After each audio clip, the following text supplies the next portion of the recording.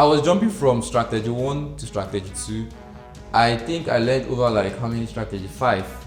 I paid so many people because at some point in my life I felt like strategy was what was holding me back from becoming profitable, until I discovered that all along it was psychology that was holding me back. So trading different strategies is just like dating multiple girlfriends. Yeah, I mean, it's going to be very stressful at some point because now this one is doing this one, like they have different personality, they have different way of doing things. Yeah, and now you don't know how to flow with this, you don't know how to flow with this person, you don't know how to flow with this person. So at some point in your life you could just go crazy. That's what actually happened. I was trading.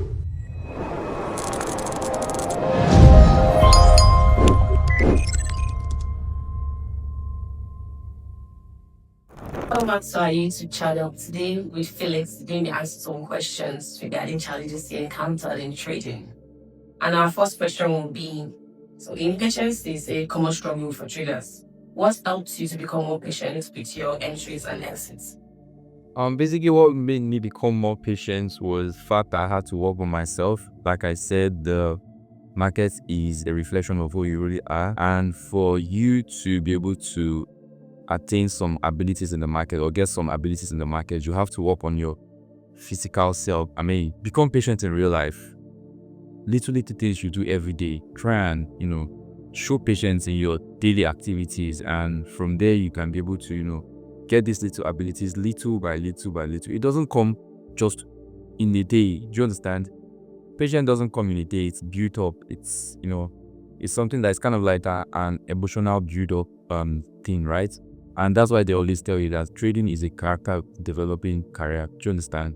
So for you to become patient in the markets, you have to be able to become patient as a human being. Then now it reflects in your trading. I think that's it. Okay, thank you for that answer. So our next question. FOMO and the fear of losing can mess with decision making. How did you learn to control these emotions? FOMO and fear of losing, yes, it can actually mess with your decision making in the market. For those that don't know what FOMO is, it's fear of missing out, and these are like the two major fears they have in the market. But for one, what I mean, how you can be able to control them, you have to understand that the market is a probability, right? It's a game of probability. That's one. You have to first accept the fact that forex trading is a game of probability, and you cannot always be right. You are not AI. You are not an insider in the market, so you are just a normal retail trader. You cannot always be right, and there are times that you are going to miss out on trades. Okay, understand that missing out on trades is not just your fault. There are times that market conditions too can also be a factor to that, because let's just say like last month, XAUS was moving more during Asian session, and in Nigeria during Asian session you are sleeping. So if you miss out on those kind of things, you don't beat yourself because you miss out. It's a normal thing. It's natural. It happens sometimes. Do you understand? So understand that this game is a game of what? Probability. And don't beat yourself when you make little mistakes. Accept it and try and be able to adapt to the current market situation. Okay. Why fear of losing? For me, how I personally handled fear of losing was, I had to start understanding that it's a risky game. This is a risky game, right? And I had to start accepting my risk. Every single morning when I wake up, the very first thing I want to ask myself is, how much am I risking for today? Once I'm able to map out how much I'm able to risk, I have to accept it. Do you understand? Because acceptance is one thing that helps you reduce disappointment. Do you get my point? So you have to know your risk, accept your risks, and in doing that, you basically remove fear of losing from the table. Okay? Thank you for that answer. You're welcome. So moving on to our third question. So have you ever gotten greedy or held on to a trade for too long? And if yes, what helped you to break out from that habit? Have I ever gotten greedy? I mean, greed is a normal thing, yeah. It's like I was telling my student the other day, greed is one ability that would make you break boundaries in your trading career, but in another sense, it's also a very bad thing as a newbie, because you want to first of all become consistent in what you are doing before you start becoming greedy. Do you understand? Now, how do I say that greed is good? For example, you are the kind of trader that you make $500 consistently, right? You make like $500 consistently. You done it for over like a year or two. I mean, you have to be a bit greedy to know if you can push your potentials. To know, can I make $1,000? That's the question. Without you being greedy, you cannot break that boundary of making just $500. Just that this is how it is beneficial to a trader. But for you that are not yet consistent, for those unprofitable traders watching this, being greedy is something that it will drag you down in a way that you can never see profits more than you how am I going to say this? You can never see profits more than you expect. Exactly. You can't see profits more than you expected, because, for example, now you are in a trade. You do not started making profits consistently. Maybe today you're making $100. Tomorrow you lose $50. Tomorrow you make $500. Next tomorrow you lose $200. You are not yet consistent, right? And you are trying to be greedy. Now you're in the sense of doing that. You want the days you are making money, you want to use bigger lot size to be able to recover those previous loss you made. I mean, in doing that, you're not yet consistent. You've not yet comprehended your strategy to the peak, and in doing that, you definitely lose. Okay, so greed is a good thing and can also be a bad thing. For newbie traders that are just starting, try and become consistent in one particular flow. Maybe you're making $100 consistently. Newbies that are not yet making money consistently, I mean making $100 consistently, you don't have anything to, you don't have anything. You're not supposed to be greedy. And secondly, can also work on your greed by, like I said, when we're talking about patience, working on your normal self as a human being. Every single thing that you are doing in the market is just a reflection of who you truly are. Okay? So, I mean, try and reduce your level of greed in real life, and it will be applicable to your forest career. We have a few questions from your Instagram followers. Okay. So the first question they asked was, how do you stay weeks without trading when you don't see your setup? How do I stay weeks without trading? Understand that trading is not a 9-to-5 job. Do you understand? It's not something that you have to do every single day. The purpose of you trading is to give you more freedom, to give you more freedom to do other things in your life, incorporate other things into your schedule. So if you find yourself trading every single day, for one, you're already defaulting, like you're already making mistake. That's just a number one mistake, right? But once you start seeing yourself sitting on your hands for like a week, I mean, I think that's the last phase of profitability. That's when I started seeing, profitability in my trading career. So if you are waiting for weeks without trading because you are not seeing your setup, that shows that you're a disciplined trader. And I mean, the sky is close. You are getting close to your target. So it's not a bad thing. It's a very good thing to sit on your hands and wait for your setup. Okay, thank you. So the next one is already a question, not a statement. It said, I can't hold trades for too long. You can't hold trades for too long. I think basically that's because of you are scared. You are scared in a way because you want to. Once you see profit, you have this dopamine rush. Once you see profit, you want to close immediately and probably maybe screenshot and show off to your friends or something. It happens in trading, especially for a newbie. I mean, it's a normal thing. But for a trader, right, like I said, you should have a target. You should have a target. Whenever you wake up in the morning, you tell yourself, okay, this is what I want to achieve for today.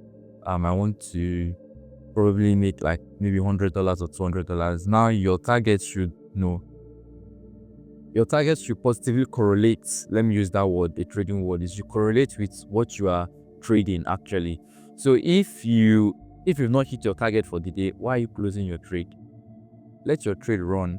because just like when you're in drawdown, right, or just like when the market is moving toward your stop loss, you are hoping that the market will reverse and go back to your direction, right? Which, sorry, it doesn't, right? That's how it is when it's moving in your direction too. You are the same hope that you're having, okay, that price is going to reverse and go back. That is how it is in, like, when price is moving towards your direction. It doesn't just come all the way down and hit your stop loss. They have to be little indications, and I feel like candlestick analysis to helps you know when to take out your trades. I mean, you're in a bullish trade. You're in a bullish market, right? You are in a buying trade, and price is still giving you bullish close volume candles. Why are you closing? Price is still giving you higher lows on the lower time frame. Why are you closing? The moment you want to start closing is when you start seeing things like maybe lower time frame structural shifts, or you start seeing maybe bullish exhaustion, some kind of things like that. Maybe price is moving towards, or price is trying to hit some kind of higher time frame moving averages. Do you understand? So I think for one, it boils down to your comprehension in the market, and secondly, to your confidence level. Okay, so we work on those two things and it will help you out. Okay, thank you. And the next one is I usually have some impulse the moment I start taking a loss. You usually act on impulse, more of like revenge trading. Well, it happens. It happens. It still happens to me actually. Like till this moment, it happens sometimes. Like I said, we are not human beings, right? Emotions, it's a normal thing. You can't suppress them, but you can only control them, right? So, if you act on impulse, what do you do at that point? For me, if I start seeing that okay, I'm acting on impulse, I just close my trade.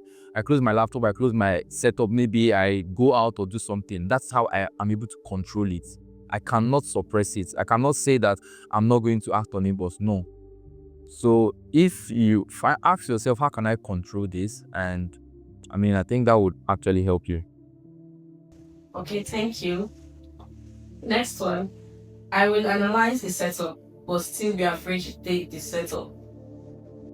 That's lack of confidence. Analyzing a setup and you're afraid to take a setup. Well, it depends actually. The question there is, does that setup finally plays out? If it doesn't play out, then you are a bad trader. But if it plays out, but you didn't take it, that means you still lack confidence in yourself. And the only thing that I feel that builds up confidence is, the amount of time and effort you put into studying. Because like I said, yeah, I think it was yesterday during our live session, I was telling the students that the confidence level of a student that reads 2 weeks to an exam is different from the confidence level of a student that reads 1 month to an exam. Why? Because the time input, this 1 month student that has read 1 month to the exam has put in so much time and effort towards that exam. But the person that just started reading 2 weeks ago, I mean, the person has also put in effort and time, but you see the range and the distance. So now you see the confidence level is going to be different when they are writing that exam. So I think this few analogy would help you understand that the only thing you need is to keep on studying and putting more time, chat time, putting more effort into your craft, and you get your confidence. Thank you. So the next one, not knowing if you are ready. You don't know if you are ready. Well, you don't know if you are ready until you try. Do you understand? You have to try to know if you are actually ready or not. You can't sit on your hands and be asking yourself, am I ready? No. You have to at least do something, then even though if you fail, but at least you've done something, right? Now, if you fail, then you know that, okay, I have to improve. Do you understand? But you can't just sit on your hands and you are procrastinating. Maybe you are just these, that's what they say. There are people that they say things, but they don't do them. Why there are people that they are the doers, right? So would you be the sayer and not be the doer, or would you just be the doer? So if you know that if you feel like you're not ready, just try it. Just like Nike said, just do it. So while you were in school, how did you balance academics and trading without letting one suffer? Actually, one did suffer. because at a point in school, I wasn't doing too well. I think that was around 2022. That was when the whole crash happened, like the whole crypto, market crash happened, and I lost a lot of money at that point. My exam, I actually failed. I think that was when I had a carryover in school. Actually, like 2 carryovers. My quiz. I wasn't focusing enough in school, but as a determined person, right? That's why I say this in every time. No matter how hard the situation is in life, if you really want something, you would find a way to get that thing, right? So I had to sit down, I had to schedule myself. Okay, now I have times I read, I have times I trade. Do you understand? And funny enough, in my school we don't use Android phone, right? You're not allowed to use Android phone at that point. So I just had to write down timetable for myself, and try and understand, okay, what to do and what not at every point in time. Okay, it is very hard for those people that are still in school that are watching this. It is extremely hard, but like I said, as a determined person, if you want something, you find a way to get that, and no matter what it takes. So yeah. Okay, thank you for that. Thank you. Now, our next question. So it's common for a lot of traders to jump from one strategy to another. What made you stay consistent with just one? What made me stay consistent with just one strategy? Well, I was jumping from strategy 1 to strategy 2. I think I learned over like how many strategy? 5. I paid so many people because at some point in my life I felt like strategy was what was holding me back from becoming profitable, until I discovered that all along it was psychology that was holding me back. So it's just like, how am I going to say it? Trading different strategies is just like dating multiple girlfriends. Yeah, I mean, it's going to be very stressful at some point, because now this one is doing this one, like, they have different personalities, they have different way of doing things. Yeah, and now you don't know how to flow with this, you don't know how to flow with this person, you don't know how to flow with this person. So at some point in your life, you could just go crazy. That's what actually happened. I was trading ICT at some point. I was trading price action. I was so many things. Now, when I look at the market, I get confused because the ICT approach is different from the price action approach, right? So I had to tell myself, do you know what? Let me just leave everything and focus on one person first.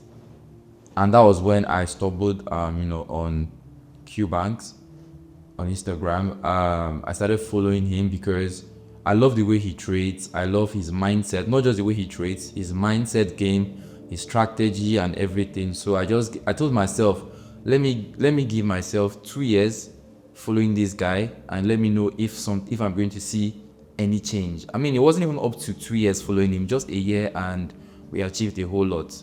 So just know that one strategy and one mentor is all you need. And remember, psychology is the main game here, man. Like, strategy is not going to make you profitable.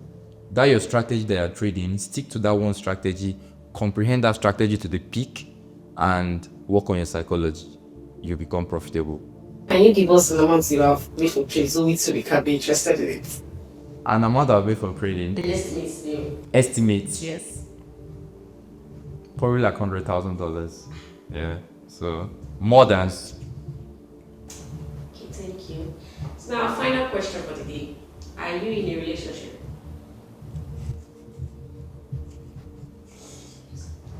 Am I in a relationship? I mean, that's not part of trading. That's not part of what we are talking about here, but yes, I'm in a relationship. Okay, so thank you for answering our questions. Even though you refused to answer my own personal last question, it's like to share your wisdom with us regarding the last question. Well, thank you very much. And thank you for joining our YouTube channel again with Phoenix. Subscribe to our channel and what to say. Bye, guys.